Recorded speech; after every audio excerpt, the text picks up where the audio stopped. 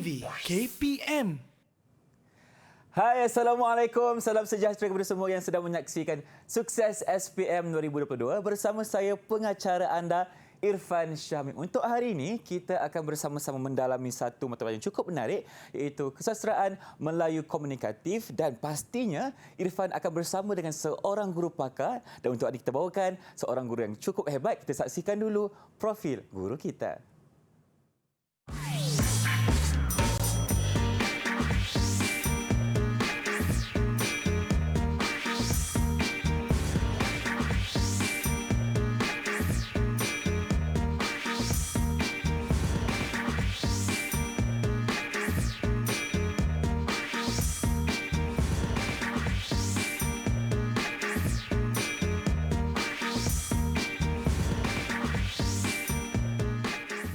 Baik, itulah dia profil guru yang akan bersama hari ini. Kita persilakan Cikgu Maizura Muhammad, Guru Kanan Bahasa SMK Bacok Kelantan. Assalamualaikum Cikgu, apa khabar? Waalaikumsalam, khabar baik Irfan. Baik, bertemu kita kembali untuk episod kali ini. Ya. Dan kita juga bersama dengan seorang jurubahasa isyarat. Kita persilakan Cikgu Kulina dari SMK Sultan Abdul Samad Petaling Jaya Selangor. Terima kasih Cikgu kerana bersama kami untuk episod kali ini. Baiklah, Cikgu Maizura. Ya. Pastinya dalam Sukses SPM 2022 kita akan bersama dengan murid-murid Cikgu. Ya. Jadi apa kata kita perkenalkan mereka?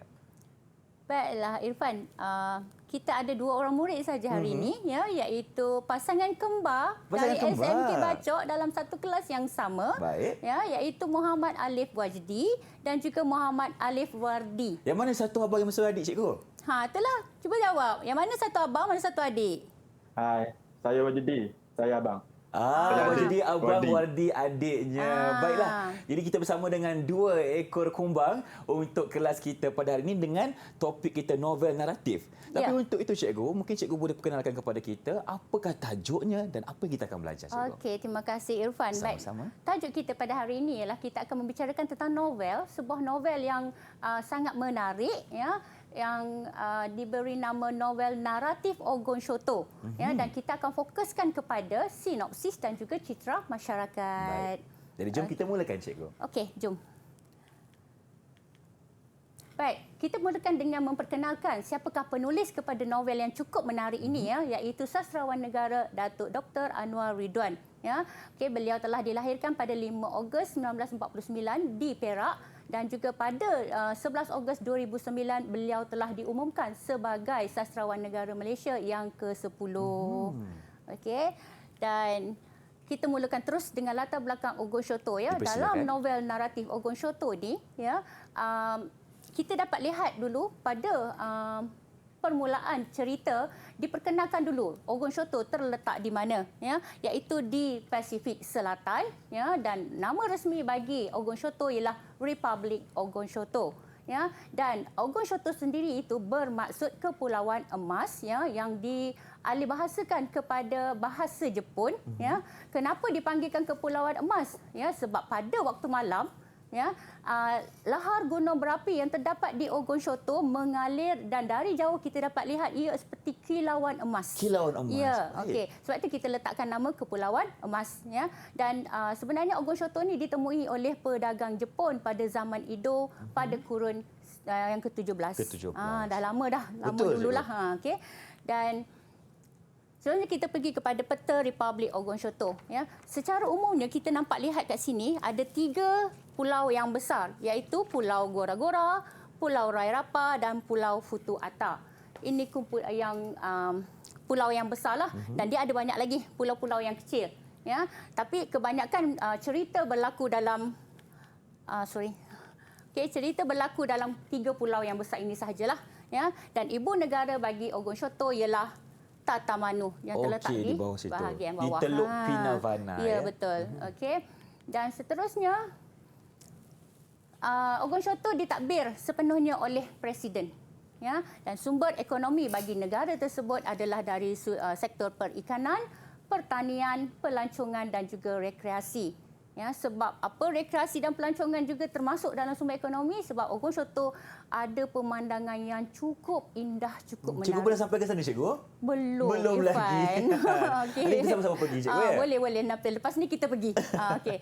Okey, dan secara keseluruhannya ya, rakyat di Ogon Shoto ni memang sangat peramah ya, dan kaya dengan cerita ya. Dan apa yang kita dapat lihat kat situ ialah mendengar cerita-cerita penduduk-penduduk Ogon Shoto, kami akan lupa segala perbualan yang menjadi kebiasaan kami. Sebab seronok sangat dengar cerita daripada penduduk Ogon Shoto tu, banyak cerita dia. Okey, jadi kita pun rasa macam fokus kepada apa yang nak disampaikan dalam cerita tu. Okey. Begitulah sebenarnya untuk latar belakang Ogon Shoto. Baik, itulah dia sedikit pengenalan mengenai novel yang kita akan pelajari hari ini, iaitu novel naratif Ogon Shoto yang berada di Jepun, cikgu. Ya, betul. Jadi, kita ingin berhenti berehat seketika. Teruskan bersama kami tentunya di Didik TV KPM selepas ini.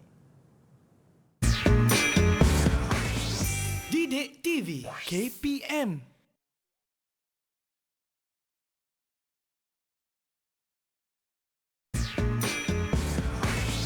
Didik TV KPM.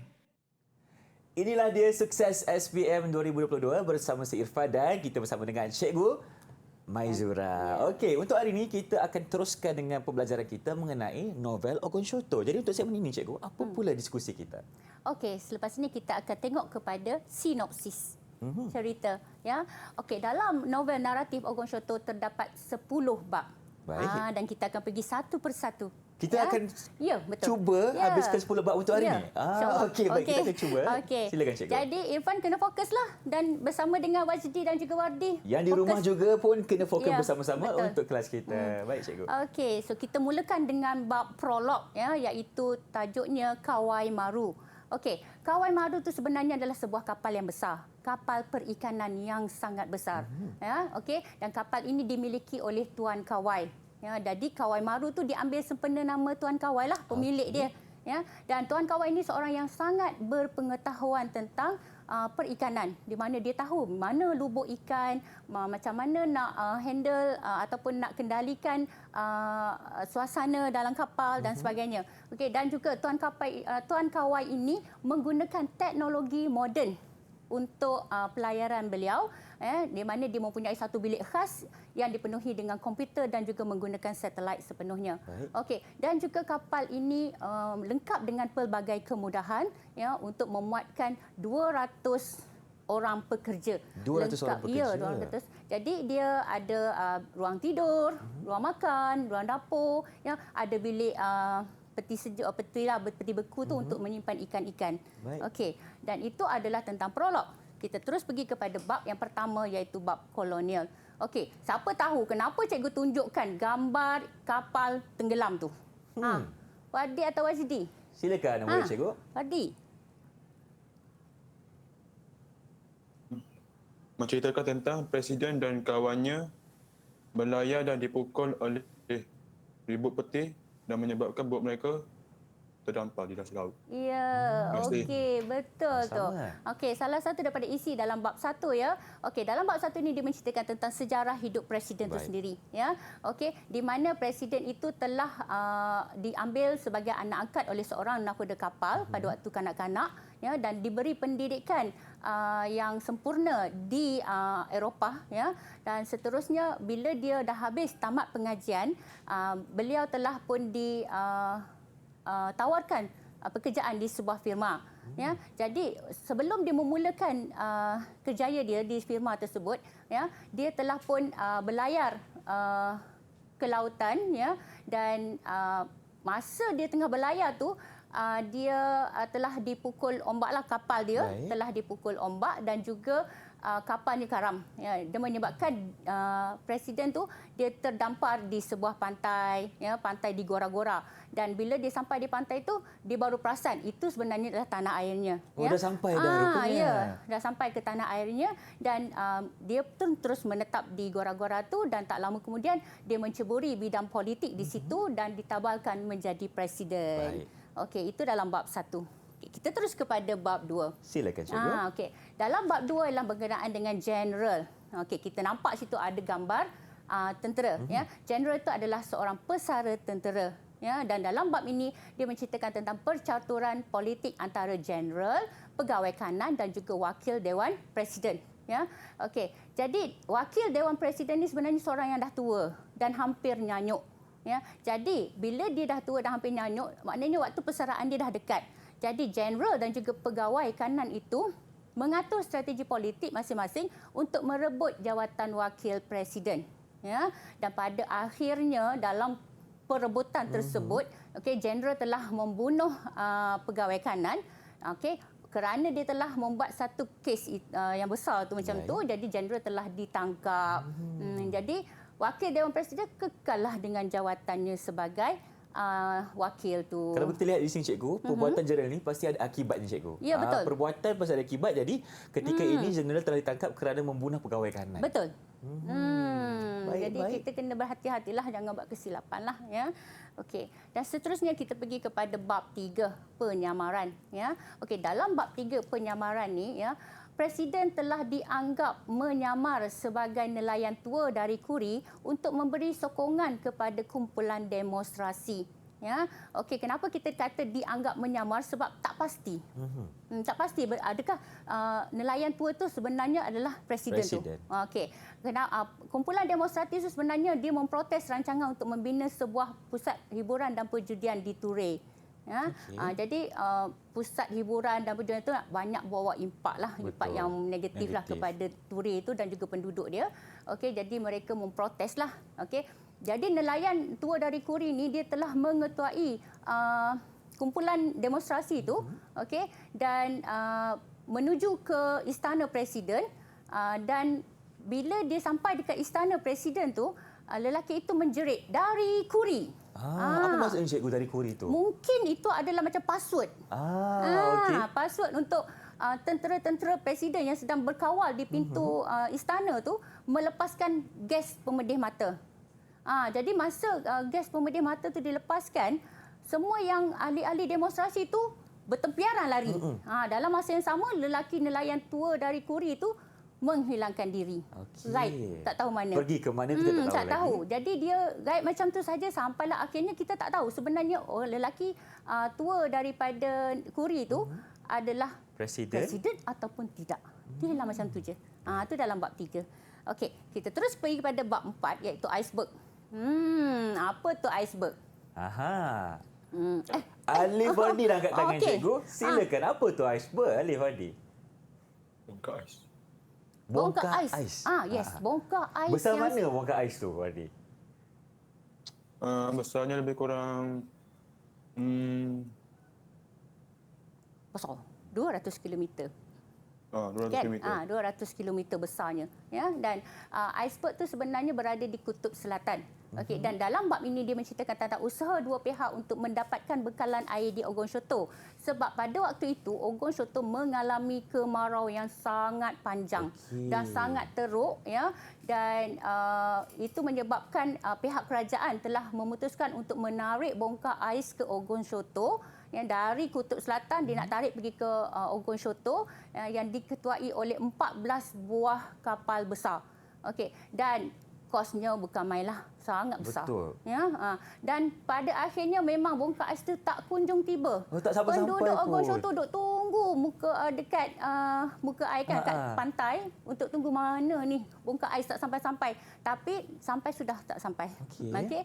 Dan ada satu pihak lain lagi ialah seorang lelaki tua yang menggunakan kudratnya sendiri menyuling air laut sehingga menjadi air yang tulen lah, ya, untuk diminum dan digunakan. Okey, dalam masa itu juga dia telah menggali perigi dan akhirnya perigi itu dipenuhi dengan air mata air. Tamatlah musim kemarau untuk Ogon Shoto. Jadi penduduk pun semua pergi jumpa dengan lelaki tua tu nak dapatkan air di periginya. Siapa lelaki tua ni, cikgu? Itulah seorang yang ala-ala saintis. Okey. Sebab dia pandai buat penyulingan air. Okey. Dan kita terus pergi kepada bab 5 iaitu bab mainan, ya. Di mana dalam bab ini menceritakan tentang tradisi memburu haiwan setiap kali gerhana matahari total dan pemenangnya akan menerima hadiah yang sangat lumayan, ya. Dan salah seorang daripada peserta bagi permainan ini adalah anak angkat presiden, iaitu pemuda dari Banaba. Dia tak nyatakan nama lah, tapi dia kata pemuda dari Banaba. Ya, dia telah melepaskan seekor tupai kerawak, ya, yang dipeliharanya untuk dijadikan buruan. Ya, dan dalam masa yang sama, anak angkat tu dia tak sedar dia sebenarnya juga menjadi buruan kepada presiden dan tenteranya. Ya, kerana dianggap sebagai mengetahui banyak rahsia presiden. Baik. Okey. Dan dalam masa perburuan tu, ya, pemuda dari Banaba tu dia cedera. Okey, dan juga telah diberi amaran oleh tentera presiden supaya tidak lagi kembali ke istana. Okey, dalam kecederaan dia tu dia teruslah tinggal di hutan dan bersama-sama dengan Resi. Baik. Dia telah dirawatlah oleh Resi tu dan dia hidup di dalam hutan tu sebagai macam seekor kelawar. Dia menggantungkan diri dia di dahan, kaki di atas, kepala di bawah. Seperti seekor Cikgu, kelawar. pada ketika ini di bab 5 ni, pemuda ini ada konflik dengan presiden lah, maknanya cikgu? Ya, konflik Okey. dalam dia tak ada bergaduh apa, cuma dia macam dalam diam macam itulah. Jadi presiden mengambil tindakan Sebab begitu banyak lah. rahsia yang pemuda ini ketahui. Betul. Okey, Betul. cikgu. Okey, kita terus pergi kepada bab 6, pentafsir. Okey, dalam bab 6 pentafsir ni dia lebih kepada imbas kembali, di mana Resi tua tu dia sekarang ni pada waktu itu dah jadi tua lah, ya. Okey, dia menyelam ke dalam laut untuk membersihkan segala kotoran dan menjadikan jiwanya lebih suci. Ya, dalam masa keadaan macam tu pun dia masih teringat pada zaman muda dia telah menyertai satu sayembara membuat ciptaan hidup dan yang menawarkan kelapa emas sebagai hadiah.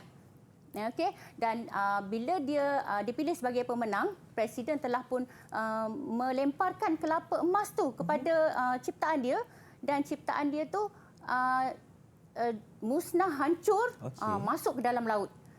Jadi dia turun ke dalam laut dan melihat ciptaannya itu bertukar menjadi ikan yang berwarna-warni. Jadi dia pun teruslah mengambil keputusan untuk berada di dalam dasar laut, jadi Resi dasar laut, dan menganggap bahawa kehadiran dia di laut adalah untuk menyelamatkan karang, sebab dia kata ada imbuhan nirwana pada dia. Okey, dan kita terus pergi pada bab 7, iaitu bab jari. Ya, dia menceritakan tentang seorang guru sains, ya, yang mengajar di sekolah Tatamanu, yang dia telah menulis sebuah rencana di dalam akhbar. Okey, dan dalam akhbar tersebut dia telah mengkritik, dalam rencana tu dia telah mengkritik kerajaan, ya, dan dia kata kalaulah dia tidak dikenakan apa-apa tindakan, dia akan memotong jari manisnya. Tapi selepas seminggu rencana itu disiarkan, dia masih lagi bebas, tidak dikenakan apa-apa tindakan, menyebabkan dia telah mengambil keputusan untuk memotong jari manisnya dan meletakkan jarinya ke dalam sebuah balang. Jadi tapi selepas 2 minggu, dia telah ditukarkan ke pedalaman Kuri. Atas tindakan dia menyiarkan rencana itu. Dan masa di Kuri, dia telah membantah rancangan presiden untuk membina padang golf kerana memberi kesan yang teruk kepada alam lah. Ya. Jadi bila dia membantah padang golf tu, dia kata kalaulah projek itu dibatalkan, dia akan memotong jari hantunya pula. Okey. Tapi buat macam mana, sebab rancangan dia tu gagal dan projek itu diteruskan. Maka dia terpaksalah memotong seperti yang dijanjikan. Aduh, maknanya dah hilang jari manis, hilang pula jari hantunya. Hantu, ya. Jadi dia orang yang menunaikan janji dia lah. Okey. Dan seterusnya, kita pergi kepada bab 8, iaitu kamera. Ya, dalam bab ini dia menceritakan tentang seorang lelaki muda dari Runakita yang mewakili Ogon Shoto ke Tokyo dalam program penyelidik muda Asia Pasifik. Ya, dalam perjalanan balik dari Tokyo tu ke Ogon Shoto, okey, dia telah mencipta sebuah kamera eksperimental yang boleh merakam peristiwa masa lalu pada masa ini. Okey, selepas dia mencipta kamera tu, dia bawa kamera tu pergi ke gunung berapi di Gora-Gora dan ambil gambar. Bila dia dah cuci filem tu, dah tengok gambar-gambar yang dihasilkan, dia lihat ada cerita pasal abangnya yang telah dibunuh oleh seorang komandan tentera. Okey, dan dia bawa gambar tu pergi ke mahkamah untuk mendapat keadilan. Tetapi dia pula telah ditangkap kerana dituduh menggunakan kamera tanpa kelulusan. Aduh, okey. Macam itulah. Okey. Dan seterusnya, kita pergi pada bab 9. Nak habis dah ni. Dua bab lagi. Okey, betul. bahtera. Bab 9 iaitu bahtera ya. Dia menceritakan tentang petanda yang keluar akibat daripada penyu besar yang meninggalkan gua yang bermaksud ada malapetaka akan berlaku di Ogon Shoto. Okey, dan salah seorang penduduk Ogon Shoto telah pun mengajak penduduk Ogon Shoto membina sebuah bahtera. Ya, okey, dan semua bila dah siap bahtera tu, dia ajak semua penduduk Ogon Shoto untuk masuk dalam bahtera. Okey, dan mereka pun bersiap sedia untuk berlayar. Okey. Bila air pasang besar berlaku, serentak dengan itu tsunami. Tsunami yang sangat besar berlaku di Ogon Shoto menyebabkan Ogon Shoto tenggelam sepenuhnya. Tapi ramailah terselamat sebab berada Di dalam bahtera, bahtera. betul. Okey, dan bila berada dalam bahtera, mereka pun terpaksalah mencari tempat tinggal yang baru. Jadi itu dalam bab 9. Okey. Dan kita terus pergi kepada epilog iaitu tsunami. Ya, dari bila dalam epilog ni dia kembali ke realiti. Di mana Kawai Maru tu, tadi kan kita cerita pasal kapal Kawai Maru, okey, telah pun menerima kehadiran orang-orang daripada bahtera tu, dan orang bahtera itulah yang menceritakan kepada pekerja di Kawai Maru tentang apa yang berlaku di Ogon Shoto. Okey, dan kembali kepada realiti di mana penulis cerita itu iaitu Encik Nur yang berasal dari Malaya, okey, mendapatkan rawatan di Tokyo dan terus menetap di Tokyo sebab dia dah tak ada dah saudara mara di Malaysia ataupun di Malaya masa tu. Okey, so habislah tentang 10 bab. 10 bab. Nampaknya Cikgu Maizura berjaya menceritakan kepada kita 10 bab dalam masa 15 minit, Cikgu. Irfan tadi sebenarnya tengah belik sebenarnya. Kita punya novel yang ada dekat sini, novel Ogon Shoto ni, tapi Cikgu telah sama-sama menceritakan kepada kita 10 bab dalam masa yang singkat saja. Terima kasih Cikgu atas penerangannya. Jadi untuk itu, kita ingin berhenti berehat seketika. Teruskan bersama kami tentunya di Didik TV KPM. Jangan ke mana-mana. Kita baca dulu Didik TV KPM.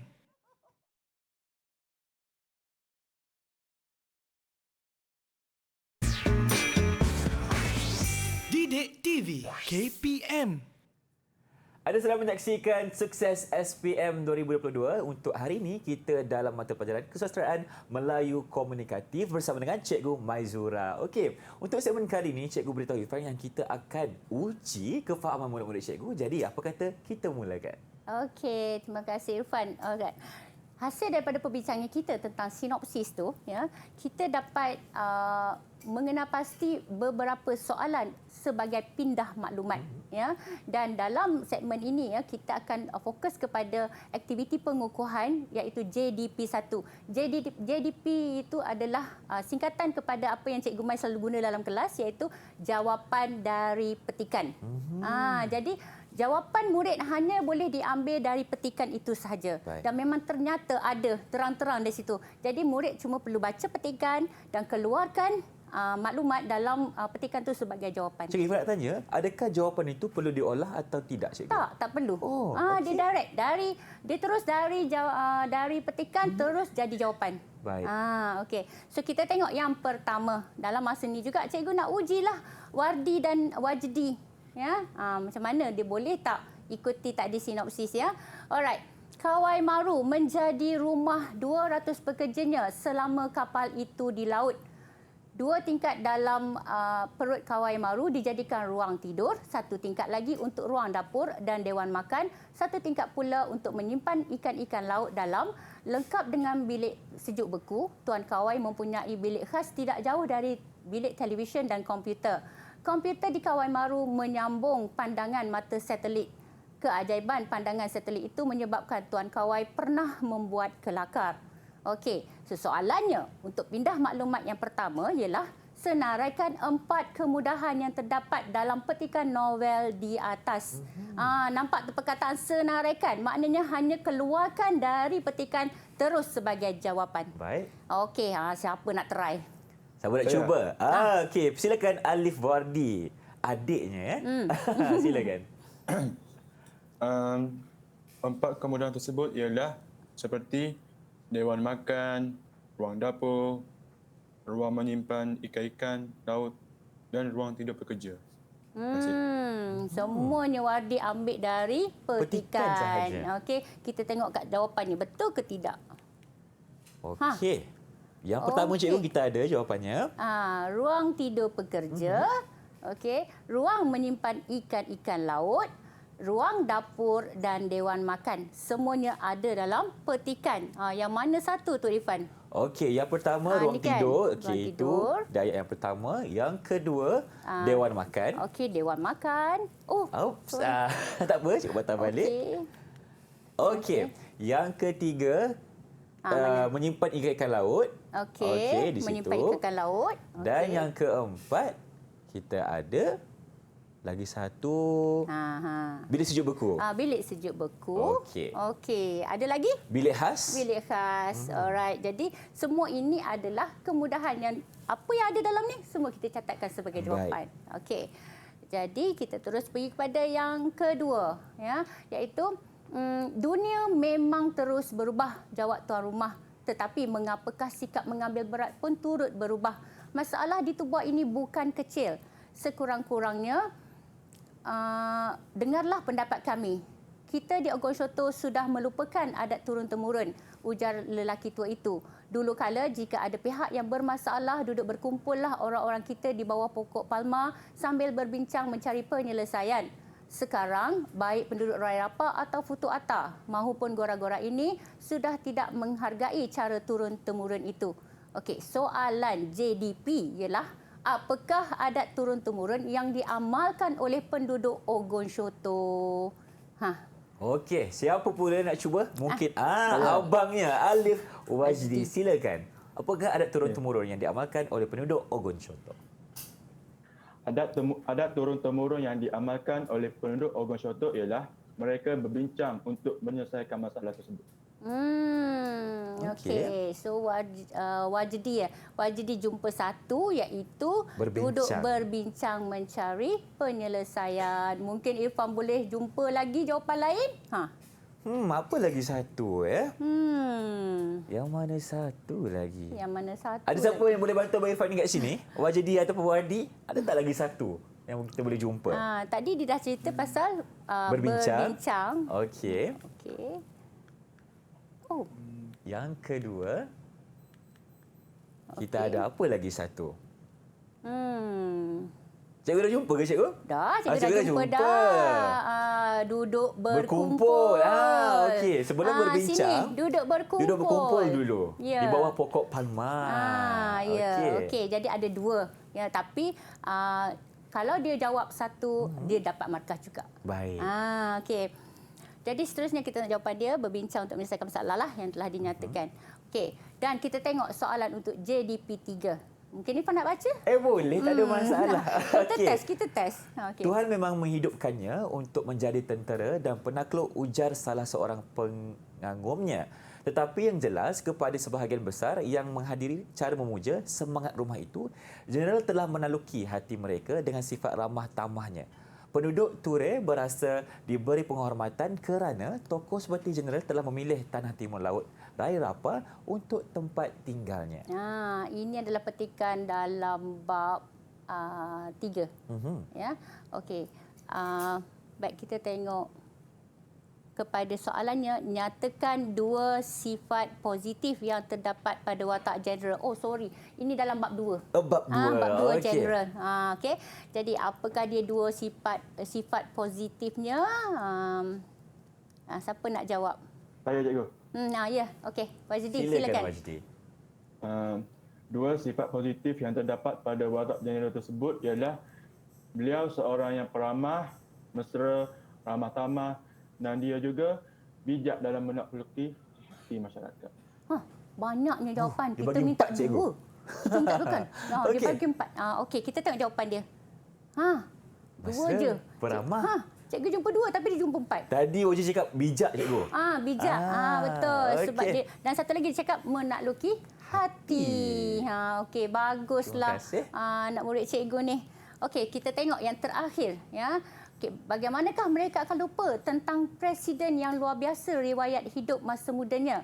Ketika umurnya belum 10 tahun, dia dibawa ke Eropah oleh seorang nakhoda yang telah mengesan kepintarannya. Dia menjadi teladan anak-anak muda Eropah kerana kecerdikan, dedikasi serta kecemerlangan akademiknya. Dia berhasil membawa kapal yang mengalami kerosakan besar akibat badai taufan lautan dari Eropah untuk kembali ke pantai tanah airnya sendiri, Ogonshoto. Dan yang lebih mengharukan, dia memeluk kakinya di pantai sebaik-baik sahaja mendarat. Disaksikan ribuan orang. Okey, so kita tengok kat sini. Jawab soalannya ialah nyatakan 3 kepribadian presiden yang boleh diteladani. Yang boleh menjadi ikutan kepada Ya, kita semua. betul. Baik, siapa nak cuba jawab? Wajdi ataupun Wardi? Wardi, cikgu. Silakan. 3 kepribadian yang boleh diteladani ialah menyayangi ibunya ataupun menghormati ibunya, kepribadian yang berani, kepribadian yang cemerlang dalam bidang akademik, Okey. dan juga kepribadian yang dedikasi. Baik, terima kasih Wardi. Sedikit komen dari cikgu. Macam mana jawapan Wardi tadi?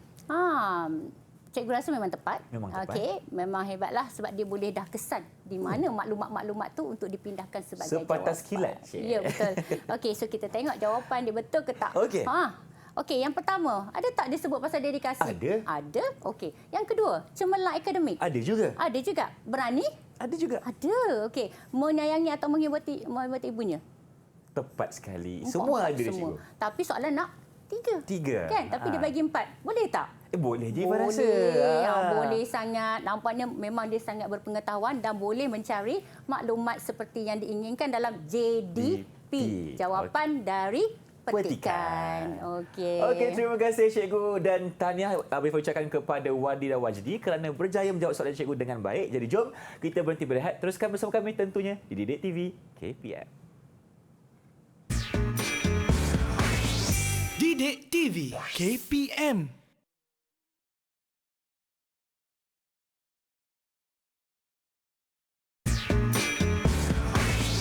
Didik TV KPM. Baik, anda sedang menyaksikan Sukses SPM 2022 bersama saya Irfan dan Cikgu Mazura tentunya dalam slot kita pada hari ini dengan tajuk kita mengenai novel Ogonshoto. Jadi, untuk segmen kali ini kita akan bawakan satu subtopik yang baru iaitu citra masyarakat. Tetapi sebelum itu kita nak fahami dulu apa itu citra masyarakat. Silakan Cikgu. Okey. So, citra masyarakat ialah gambaran kehidupan masyarakat yang merangkumi amalan, nilai, pekerjaan kaum, sikap, bangsa, tempat tinggal, agama dan lain-lain. Okey, jadi itu adalah sebenarnya yang diceritakan dalam citra masyarakat, iaitu mengambil kira tentang gambaran masyarakat. Bila kita sebut masyarakat, dia mestilah lebih daripada seorang lah. Betul. Dia kena sekumpulan penduduk ataupun rakyat yang terlibat dalam citra itu sendiri. Ada kepelbagaian di situ, Cikgu. Betul. Baik. Okey, so kita tengok kepada contoh citra masyarakat yang terdapat dalam novel naratif Ogonshoto. Yang pertama ialah masyarakat menempatkan golongan tua pada kedudukan yang tinggi dan berpengalaman. Okey, kat situ ada 2 huraian, iaitu yang pertama, para penduduk itu percaya peserta paling tua lah yang akan memenangi kelapa daripada emas. Itu ada dalam bab 6. Okey, sebab ada 3 orang yang layak ke peringkat akhir, jadi 2 orang adalah orang tua dan seorang adalah dari golongan muda. Okey, jadi orang kampung kata, mesti orang tua menang. Ada kepercayaan di situ, orang tua akan dapat kelapa emas memang tu. jadi tradisi. Orang penduduk dekat Ogonshoto dia kata apa-apa pun memang pengalaman dengan orang tua. Okey. Dan huraian yang kedua ialah penduduk kampung mempercayai kata-kata nakhoda bahtera kerana dia mempunyai banyak pengalaman dalam bidang pelayaran. Okey, jadi penduduk kampung tu memang bekerjasama untuk menyiapkan bahtera dengan lelaki tua itu. Sebab klosannya ialah lelaki tua. Lelaki tua yang banyak pengalamannya. Ya, betul. Okey, dan kita tengok kepada citra masyarakat yang kedua, iaitu masyarakat mempercayai ramalan atau petanda kepada peristiwa yang akan berlaku. Okey, ada 3 huraian di situ yang menyokong kepada citra masyarakat. Yang pertama ialah jeneral mengambil keputusan untuk menetap di Ture kerana Ture terletak di timur, paling awal menerima cahaya matahari. Dia percaya fajar memberi semangat untuk terus hidup. Jadi sesuai kepadanya yang baru bersara. Okey, walaupun kita sentuh tentang jeneral seorang saja, tapi kebanyakan dalam masyarakat di Ogonshoto dia percaya kepada petanda atau ramalan. Dalam yang kedua kita tengok tu huraian kedua iaitu pentafsir memaparkan kejadian ikan paus yang mati di pantai itu dan debu gunung berapi yang melanda kawasan itu merupakan petanda bahawa suatu kejadian buruk bakal berlaku di tempat itu, juga dalam bab 6. Okey, jadi huraian yang seterusnya bukti yang mengatakan bahawa citra masyarakat mempercayai ramalan atau petanda kita tengok dalam bab 8 iaitu nakhoda bahtera mempercayai kemunculan penyu raksasa yang keluar dari gua, maka akan berlaku bencana yang dahsyat di Ogon Shoto. Jadi keseluruhannya walaupun genre sahaja, pentafsir sahaja nakhoda bahtera, tapi keseluruhan dalam novel tu kita tahu bahawa masyarakat Ogon Shoto memang ada mempercayai ramalan. Okey, kita tengok kepada citra masyarakat yang ketiga. Silakan. Masyarakat menentang pembangunan. Okey. Dalam bab 3, tuan rumah menentang pembangunan di Tubuak kerana pembangunan itu akan merosakkan akhlak dan institusi keluarga. Okey, dan yang kedua ialah dalam bab 2, beberapa bulan kemudian data pandang darat Ogon Shoto telah berubah. Tapak-tapak pembangunan melangkah dan menginjak kawasan petani dan nelayan. Okey, jadi dua huraian itu membuktikan bahawa masyarakat Ogon Shoto memang menentang pembangunan sebab banyak implikasilah kesan-kesan kepada alam sekitar dan juga masyarakat di situ juga. Okay. Dan kita tengok kepada citra masyarakat yang seterusnya iaitu masyarakat mementingkan pendidikan. Memang terang-terang dah jelas ya. Okey, dalam bab 5 pemuda itu mendapat keputusan cemerlang di Banaba lah ya. Masa dia berada di Banaba, dia memang seorang pelajar yang cemerlang lah dan tergolong dalam 10 pelajar terbaik bagi seluruh Kiribati dan menunggu keputusan permohonan penempatan kolej serta beasiswa pemerintah Australia. Okey, dan huraian yang kedua dalam bab 1, keluarga angkat presiden menghantarnya belajar hingga ke peringkat universiti kerana mereka menganggap pendidikan dapat menjadikan seseorang itu berilmu. Dan sepatutnya lah presiden itu mempunyai banyak ilmu. Kita belajar sehingga kebenaran ganding, ya, cikgu. Betul. Okey. Dan citra masyarakat seterusnya ialah masyarakat yang menjalankan kegiatan ekonomi sebagai nelayan dan berdagang kecil-kecilan. Okey, dan memang dah jadi sumber pendapatan negara dalam sudut perikanan dan juga perniagaan ya. Jadi huraian bagi citra masyarakat itu ialah Tuan Kawai bekerja sebagai nelayan sejak umur 15 tahun. Sekarang masa tu dia umur 30 tahun, maknanya kan dah lama dia menceburi bidang nelayan ni dan dia menjadi seorang yang kaya raya. Ada kapal besar kan? Kaya lah ya. Okay, ilmu pengetahuannya tentang laut tidak boleh dikalahkan oleh anak-anak kapal yang lain kerana sangat arif dengan dunia laut ya. Jadi itu dalam bab prolog. Dalam bab 3 pula menceritakan tentang selepas peristiwa Tubua kembalilah mereka ke laut menangkap ikan dan berdagang kecil-kecilan di Tubua. Dalam bab yang melepaskan gas pemedih mata tu kan. Okey, bila dah semua berhenti piaran lari, maknanya dia kembali ke laut. Ke laut lah, kembali ke rutin harian dia. Okey, kita try uji murid cerita. Ya? Okey. Jadi Abang Irfan tanya sikitlah. Wajdi dengan Wali dah bersedia belum untuk soal jawab kita yang seterusnya? Dah. Dah bersedia. Okey, kalau dah bersedia, cikgu jom kita mulakan. Okey, kita tengok kepada soalan permukaan CM1, citra masyarakat 1. Bayangkan bukit-bukit akan jadi gondol. Tuan rumah, pokok-pokok hutan harus mengalah kepada pembinaan jalan. Hakisan tanah mengalir turun merosakkan kolam-kolam air panas semula jadi. Memang alam tidak boleh berkata-kata untuk mempertahankan dirinya. Yang boleh berkata-kata hanya manusia seperti kita yang bergantung kepada alam ini untuk hidup. Huraikan satu citra masyarakat yang terdapat dalam petikan novel di atas. Kita nampak kat situ kata kuncinya ialah huraikan. Macam tadi dalam pindah maklumat hanya nyatakan, berikan, kan, senaraikan. Jadi kat sini adalah huraikan. Itu kata kuncinya. Jadi soalan tu meminta supaya murid menghuraikan jawapan. Okey. Jadi siapa nak try ni? Siapa nak cuba? Okey, silakan Alif Wajdi. Satu citra masyarakat yang terdapat dalam petikan novel di atas ialah yang mana masyarakat mereka mementingkan alam sekitar, iaitu tuan rumah dan masyarakat di sana mempertahankan alam daripada dimusnahkan kerana alam merupakan sumber semula jadi yang penting dalam kehidupan manusia. Okey, bagus kat situ. Okey, tahniah ya Wajdi. Tepat jawapannya ya, sebab kita tengok daripada petikan ni, okey, dia kata pokok-pokok mengalah kan, bukit-bukit jadi gondol. Hakisan Okey, tanah mengalir hakisan turun. tanah. Okey, jadi merosakkan kolam-kolam air. Dan ada penegasan cikgu, alam tidak boleh berkata-kata. Yang hanya boleh berkata-kata hanya manusia. Ya, betul. Jadi manusia tu mewakili masyarakat. Betul. Kan? Okey, jadi kat sini kenapa masyarakat mempertahankan alam? Sebab alam ini untuk hidup. Kita bergantung kepada Betul. alam. Jadi boleh dijadikan huraian. Ada bukti dalam fakta soalan ni. Okey, jadi kita buat huraian seperti yang dinyatakan oleh siapa tadi? Wajdi, cikgu. Wajdi. Okey, masyarakat mementingkan alam sekitar, ya, dan dia ambil kat situ tuan rumah masyarakat di tempat itu mempertahankan hak alam daripada dimusnahkan kerana alam merupakan sumber semula jadi yang penting dalam kehidupan manusia. Okey, dan kita tengok seterusnya soalan yang kedua. Okey, sila Irfan. Baik, boleh cikgu. Apalah gunanya membangunkan hulu tubuh? Tuan rumah mula menerangkan. Lebih-lebih lagi untuk keperluan pelancong dan perjudian saja. Siapakah yang akan datang berjudi di hulu tubuh? Orang Ogo Contoh yang kelak akan membuat rumah tangga dan keluarga jungkar balik. Okey, so soalannya ialah jelaskan satu citra masyarakat yang terdapat dalam petikan novel di atas. Tadi huraikan, sekarang jelaskan. Mesti ada huraian ya. Wajdi, Wardi. Cepat, siapa nak jawab? Saya. Wardi pula. Dia gile-gile. Kejap abang, kejap adik. Okey, ini adik pula. Silakan Wardi. Citra masyarakat yang terdapat dalam petikan novel di atas ialah yang mana kewujudan rumah perjudian akan menyebabkan keluarga ataupun rumah tangga menjadi pecah-kacir dan hubungan antara ahli keluarga juga akan menjadi renggang ataupun perselisihan antara satu sama lain. Yang kedua ialah masyarakat yang mementingkan keharmonian dalam keluarga. Terima kasih. Sama. Dia bagi dua. Bagi dua cikgu. Okey, so kita tengok jawapan dia.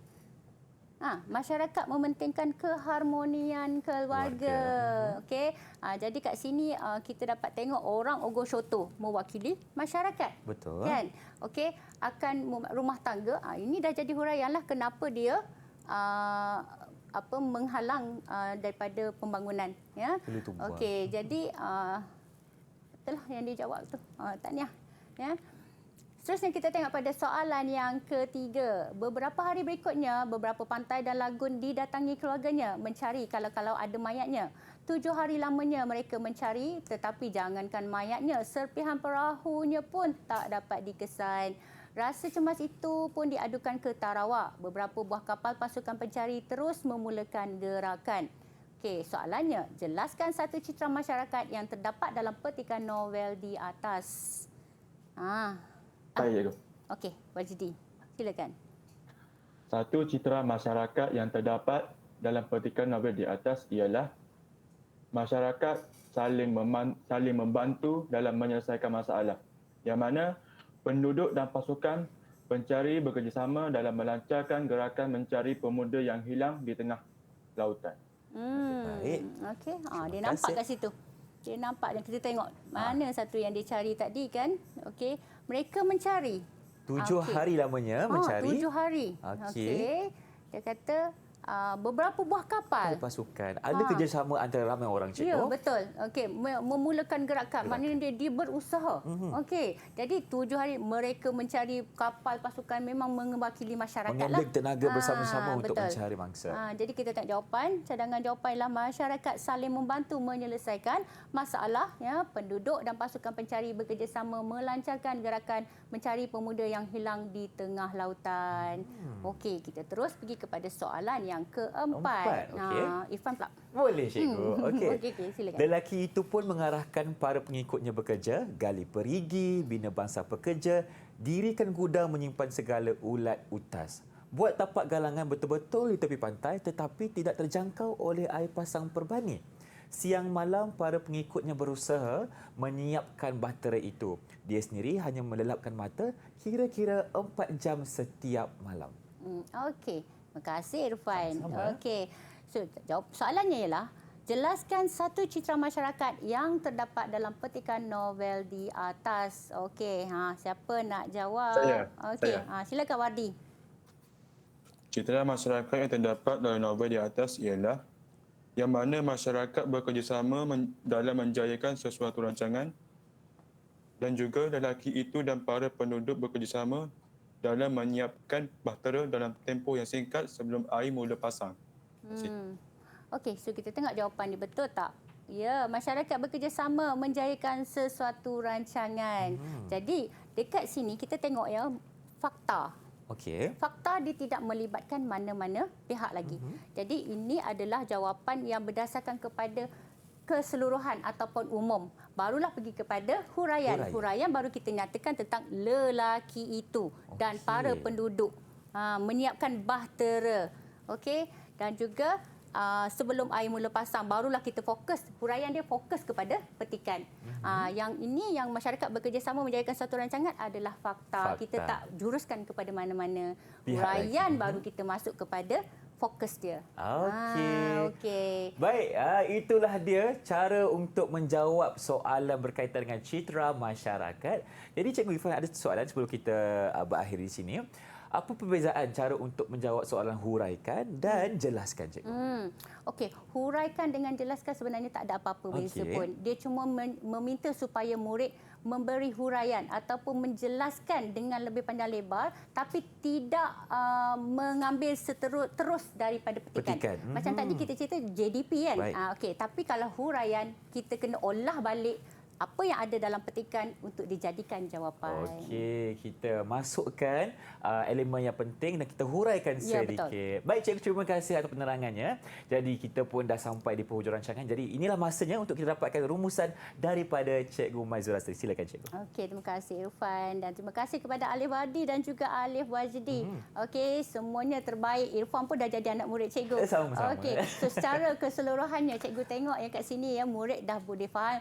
Apatah lagi murid, Irfan sendiri pun dah faham tentang sinopsis penuh ya tentang novel naratif Ogon Shoto dan juga dah faham tentang citra masyarakat dalam novel tersebut. Dan cikgu harap apa yang kita bincangkan dalam slot kali ini dapat memberi manfaat kepada semua. Okey. InsyaAllah. Terima kasih lagi sekali kepada Cikgu Maizura dan tentunya terima kasih juga kepada murid-murid cikgu. Kita ada kembar di sini Wajdi dan Wardi yang datang dari SMK Bacok Kelantan, dan terima kasih juga kepada jurubahasa isyarat kita Cikgu Kulina dari SMK Sultan Abdul Samad Petaling Jaya. Dan kalau ada rezeki kita berjumpa lagi, dengan itu Assalamualaikum dan salam sejahtera. Allah.